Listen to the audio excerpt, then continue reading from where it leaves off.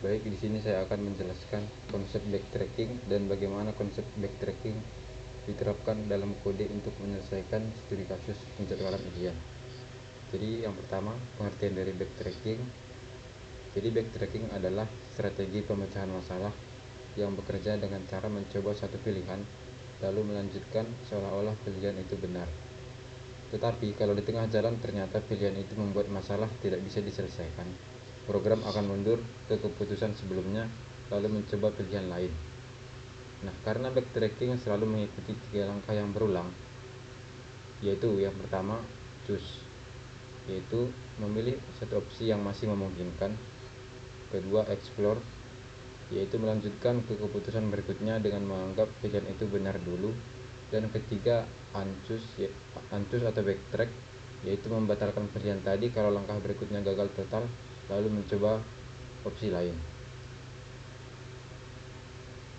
Backtracking biasa dipakai untuk masalah yang sifatnya kombinatorial, di mana kita harus mencoba banyak kemungkinan kombinasi dan tidak semua kombinasi itu valid karena ada batasan atau constraint yang harus dipenuhi.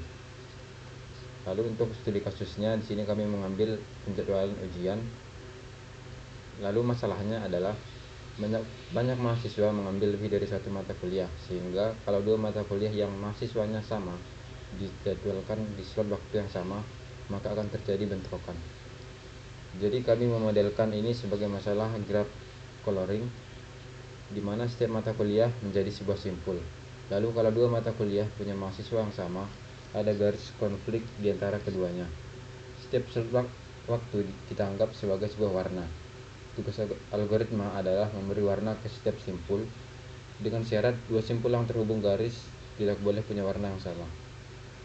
Nah, di kode contoh kasusnya disederhanakan menjadi 6 mata kuliah, dinamai A sampai F dengan 3 slot waktu, yaitu pagi, siang, dan sore. Kalau masuk ke kodenya, di sini ada beberapa variabel di mana N dan M ini masing-masing menyimpan jumlah mata kuliah dan jumlah slot waktu. Lalu bentrok adalah matriks berukuran N kali N. Kalau bentrok I J bernilai 1, artinya mata kuliah ke I dan ke J punya mahasiswa yang sama, sehingga tidak boleh dijadwalkan di slot yang sama. Lalu slot terpilih menyimpan slot yang sudah dipilih untuk setiap mata kuliah. Lalu nilai -1 berarti mata kuliah itu belum dijadwalkan sama sekali. Lalu nama MK dan nama slot ini hanya untuk keperluan tampilan, supaya output lebih mudah dibaca dibanding hanya angka indeks. Lalu langkah dicoba ini sebagai penghitung berapa kali program mencoba menempatkan sebuah mata kuliah ke sebuah slot. Variabel ini nantinya berguna untuk analisis performa algoritma. Lalu verbose ini merupakan boolean bernilai true atau false yang berfungsi sebagai saklar untuk menampilkan atau menyembunyikan jejak proses. Kalau nilainya true, maka setiap kali terjadi backtrack semuanya akan dicetak ke layar. Tetapi kalau false, programnya akan tetap berjalan dan menghasilkan jadwal, tapi tanpa menghasilkan proses detailnya. Jadi verbose ini murni untuk kebutuhan menampilkan proses ke pengguna, bukan bagian dari logika pencarian jadwal. Masuk ke fungsi yang pertama, di sini ada fungsi isValid. Ini tugasnya untuk mengecek apakah mata kuliah MK boleh ditempatkan di slot tertentu. Jadi caranya fungsi ini melihat semua mata kuliah lain satu persatu. Kalau ada mata kuliah lain yang bentrok dengan MK, dicek lewat matriks bentrok. Dan kalau mata kuliah lain itu sudah terjadwal di slot yang sama, maka fungsi langsung mengembalikan false, yang artinya tidak valid. Kalau sudah diperiksa semua dan tidak ada masalah, fungsi akan mengembalikan nilai true. Fungsi inilah yang berperan sebagai pengecek batasan dalam algoritma backtracking ini.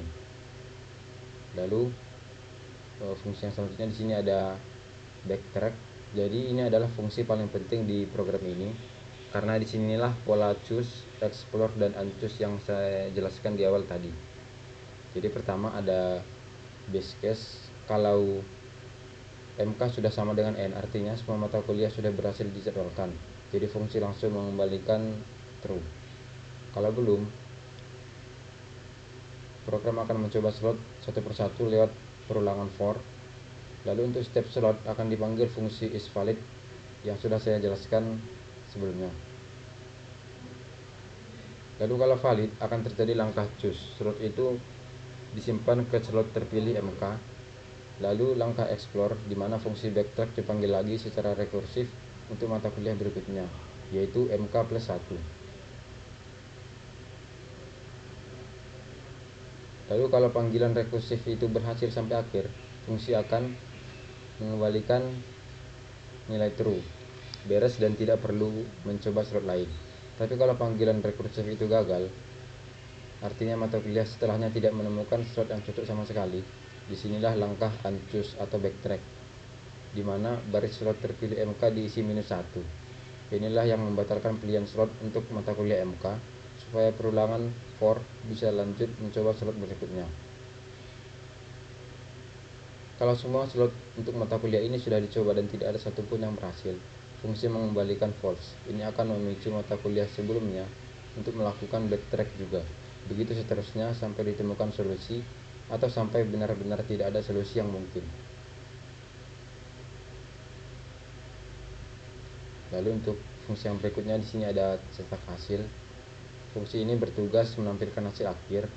Kalau parameter berhasil bernilai false, program akan memberitahu bahwa tidak ditemukan jadwal yang valid dengan jumlah slot M yang tersedia dan menyarankan untuk menambah jumlah slot.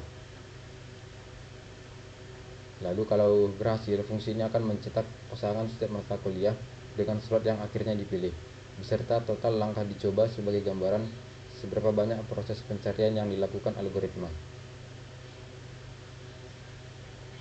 Lalu di sini ada fungsi setup data, di mana fungsi ini menyiapkan data masukan untuk program. Di sini didefinisikan nama-nama mata kuliah A sampai F dan nama slot waktu pagi, siang, dan sore. Lalu bagian yang paling penting dari daftar bentrok yaitu daftar pasangan mata kuliah yang punya mahasiswa yang sama. Setiap pasangan di daftar ini kemudian dimasukkan ke matriks bentrok secara dua arah karena sifatnya simetris. Lalu kalau A bentrok dengan B, otomatis B juga bentrok dengan A. Lalu yang terakhir adalah main, di mana fungsi ini yang menyatukan semuanya. Pertama, main akan memanggil setup data untuk menyiapkan data, lalu mencetak daftar konflik supaya kita bisa melihat aturan yang harus dipenuhi. Kemudian memanggil backtrack dengan parameter 0 untuk memulai mencari jadwal dari mata kuliah pertama, dan yang terakhir itu memanggil cetak hasil untuk menampilkan hasilnya. Jadi itu adalah penjelasan konsep backtracking dan bagaimana setiap kode bekerja.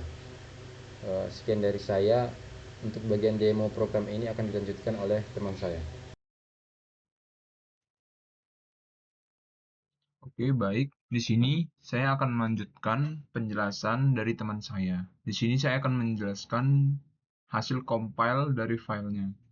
Pertama, di awal akan ada output program yang menampilkan judul, simulasi, jumlah mata kuliahnya, jumlah slot waktunya. Juga di sini ada daftar konflik, yang maksudnya tadi yaitu tidak boleh ada di slot yang sama. Seperti ini, MKA tidak boleh berada di waktu yang sama dan MKB, MKA tidak boleh sama dengan MKC, MKB tidak boleh sama dengan MKC, juga begitu seterusnya. Kemudian, kita akan langsung masuk ke jejak proses backtracking-nya.